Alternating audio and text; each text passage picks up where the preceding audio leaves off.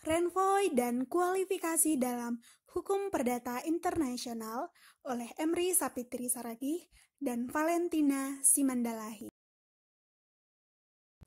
Adapun sumber dari materi kami adalah yang pertama, buku pengantar Hukum Perdata Internasional karangan Sudargo Gautama, yang kedua, Hukum Perdata Internasional karangan Ronald Saja, dan yang ketiga, Hukum Perdata Internasional karangan Zulfa Zoko Basuki DKK. Yang pertama yang akan kita bahas adalah tentang Renvoy. Pengertian Renvoy. Renvoy adalah penunjukan kembali atau penunjukan lebih oleh kaidah-kaidah HPI dari suatu sistem asing yang ditunjuk oleh kaidah HPI Lex Fori. Persoalan Renvoy erat sekali kaitannya dengan persoalan prinsip nasionalitas atau domisili dalam menentukan status personal seseorang, terutama karena adanya perbedaan mengenai prinsip yang dianut atau nasionalitas atau domisili di berbagai negara. Menurut Sunarjo Hartono, persoalan Renvoy tidak bisa dilepaskan atau erat sekali kaitannya dengan masalah kualifikasi dan masalah titik taut, karena memang sebenarnya ketiga persoalan dapat dicakup dalam satu persoalan, yaitu hukum manakah yang akan berlaku dalam suatu peristiwa hukum perdata internasional. Jenis penunjukan kembali atau Renvoy terbagi dalam dua bagian. Yang pertama, penunjukan kembali, dan yang kedua, penunjukan lebih lanjut atau penunjukan lebih jauh. Yang pertama adalah penunjukan kembali. Bisa kita lihat skema berikut ini. Dari skema ini kita mendapat penjelasan bahwa penunjukan terhadap berlakunya hukum negara Y oleh hakim negara X adalah bersifat menyeluruh dalam arti yang mencakup kaidah-kaidah hukum intern dan juga kaidah-kaidah HPI negara Y, di mana kemudian kaidah-kaidah HPI negara Y kemungkinan akan menunjuk kembali ke arah hukum negara X, yang berarti berlakunya kaidah-kaidah intern hukum negara X. Yang kedua adalah penunjukan lebih lanjut atau penunjukan lebih jauh. Bisa kita lihat skema berikut ini. Dari skema ini kita bisa mendapat penjelasan bahwa penunjukan oleh hakim negara X bersifat menyeluruh, termasuk terhadap kaidah-kaidah HPI dari negara Y, dan kaidah-kaidah HPI negara Y yang ditunjuk ini kemudian menunjuk lebih jauh lagi pada hukum negara ketiga, yaitu negara Z. Perbedaan antara teori penunjukan kembali dengan teori penunjukan kembali lebih jauh adalah penunjukan kembali yaitu penunjukan oleh kaidah HPI asing ke arah Lex Fori, sedangkan penunjukan lebih jauh yaitu kaidah HPI asing yang telah ditunjuk oleh Lex Fori tetapi menunjuk ke arah sistem hukum asing lain. Mungkin ada pertanyaan, apakah Renvoy dapat dipergunakan di semua jenis perkara hukum perdata internasional? Nah, menurut Cesire, doktrin Renvoy tidak dapat dipergunakan di semua jenis perkara HPI, terutama dalam perkara-perkara yang sedikit banyak berkaitan dengan transaksi-transaksi bisnis. Mungkin ada pertanyaan lagi, apakah ada pro dan kontra terhadap Renvoy? Ya, tentu saja, ada berbagai pendapat para ahli hukum sehubungan dengan diterima atau tidaknya teori penunjukan kembali ini. Juga, berbagai sikap yang diambil dari jurisprudensi berbagai negara akan menunjukkan pro dan kontra terhadap teori ini. Nah, alasan-alasan pro teori penunjukan kembali adalah yang pertama, teori penunjukan kembali memberikan keuntungan-keuntungan yang praktis. Yang kedua, penunjukan kepada hukum asing dalam keseluruhannya. Dan yang ketiga, jangan plus royalis Leroy, atau lebih raja dari sang raja sendiri. Yang keempat, keputusan yang berbeda. Yang kelima, memperbesar peluang eksekusi. Yang keenam, harmoni di antara keputusan-keputusan. Dan yang terakhir, sesuai dengan rasa keadilan pihak-pihak yang bersangkutan. Nah, adapun alasan-alasan kontra teori penunjukan kembali adalah yang pertama, teori penunjukan kembali tidak logis. Yang kedua, teori penunjukan kembali merupakan penyerahan kedaulatan. Yang ketiga, teori penunjukan kembali membawa ketidakpastian hukum. Yang keempat, teori penunjukan kembali membawa kesukaran-kesukaran. Dan yang kelima, alasan-alasan pro dan kontra terhadap teori penunjukan kembali ini. Yang keenam, Renvoy dapat dikatakan sama kuatnya, sehingga tidak dapat dikatakan pendirian yang satu lebih baik dari pendirian yang lain. Dan yang ketujuh, legislatif. Nah, contoh klasik yang dapat dijadikan standar penerapan doktrin Renvoy ini dapat dilihat dalam kasus Forgo. Posisi kasusnya adalah sebagai berikut. Yang pertama, Forgo adalah seorang anak luar kawin memiliki kewarganegaraan Bavaria. Kedua, ia sejak kecil sudah berdomisili atau bertempat tinggal di Prancis.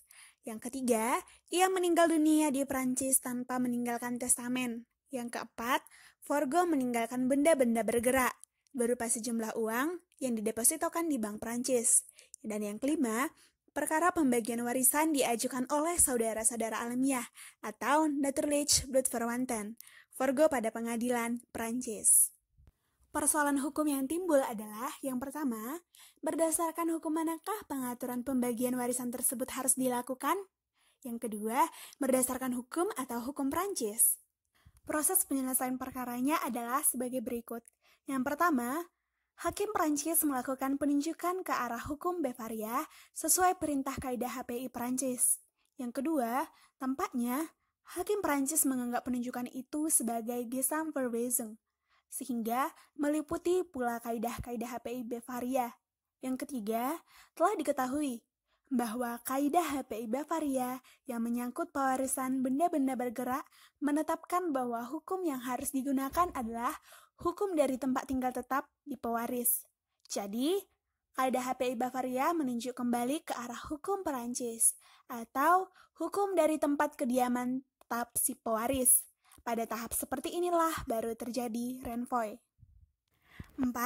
Hakim Perancis ternyata kemudian menganggap bahwa penunjukan kembali oleh HPI Bavaria sebagai suatu Sachsenverweisung.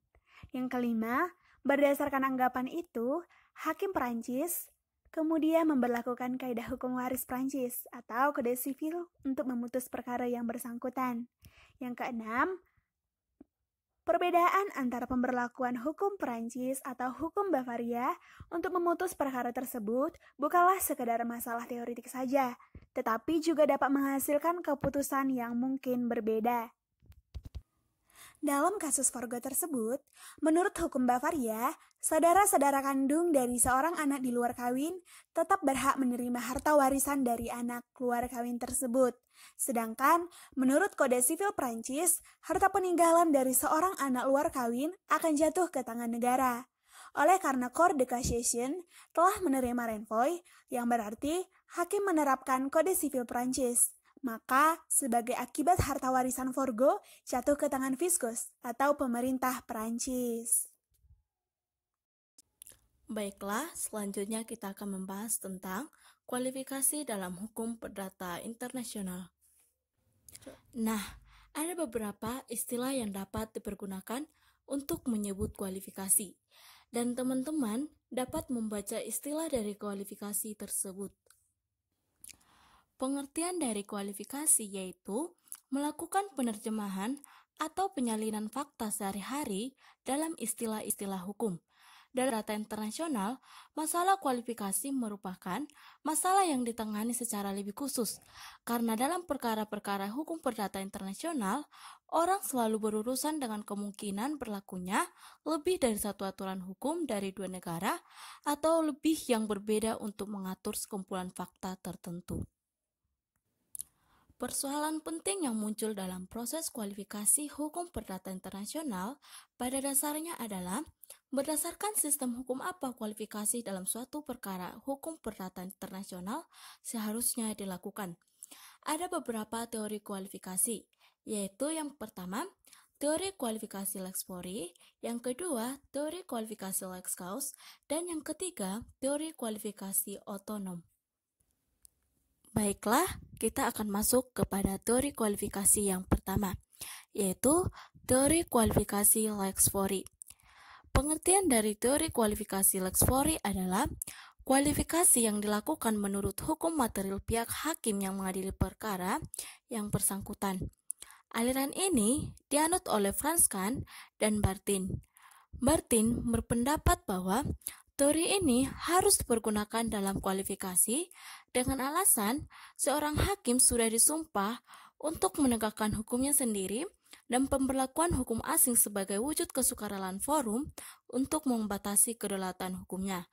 Sedangkan, menurut Franz Kahn, Kualifikasi harus menggunakan teori ini karena alasan kesederhanaan dan kepastian yang diberikan. Adapun kelebihan dari teori kualifikasi lex fori adalah mempermudah suatu perkara untuk diselesaikan karena hukum yang dipergunakan adalah hukum material yang dipahami oleh hakim. Sedangkan kelemahan dari teori kualifikasi lex fori adalah kemungkinan timbulnya ketidakadilan sebab terjadi adanya yang mungkin saja tidak sesuai dengan hukum asing yang seharusnya diberlakukan atau bahkan ukuran yang sama sekali tidak dikenal dalam hukum asing tersebut. Terdapat beberapa pengecualian terhadap pemakaian teori kualifikasi lex fori yang terdiri atas: yang pertama, kualifikasi terhadap kewarganegaraan; yang kedua, kualifikasi mengenai bergerak atau tidaknya suatu benda; yang ketiga, kualifikasi terhadap maksud para pihak di bidang kontrak; yang keempat, kualifikasi perbuatan melawan hukum; yang kelima, persetujuan internasional antar negara-negara sebagaimana dituangkan dalam konvensi-konvensi mengenai kaidah-kaidah hukum perdata internasional; yang keenam, kualifikasi pengertian-pengertian yang digunakan oleh mahkamah-mahkamah internasional. Teori yang kedua yaitu teori kualifikasi lex causa. Teori kualifikasi lex causa adalah kualifikasi yang dilaksanakan sesuai dengan ukuran dari keseluruhan sistem hukum yang berkaitan dengan perkara yang bersangkutan. Teori ini dikemukakan oleh Despagnet dan kemudian diperjuangkan lebih lanjut oleh Martin Wolf dan Cesire. Teori kualifikasi yang ketiga adalah teori kualifikasi otonom. Teori kualifikasi otonom adalah kualifikasi yang dilakukan berdasarkan metode komparasi atau perbandingan hukum. Tokoh dari teori ini adalah Rabel dan Beckett. Menurut penganut teori ini, dalam tindakan kualifikasi terhadap kumpulan fakta harus dilakukan secara terlepas dari kaitannya pada suatu sistem hukum lokal atau nasional tertentu. Artinya, dalam hukum perdata internasional, seharusnya dikembangkan konsep-konsep hukum yang khas dan dapat berlaku secara umum serta mempunyai makna yang sama dimanapun di dunia.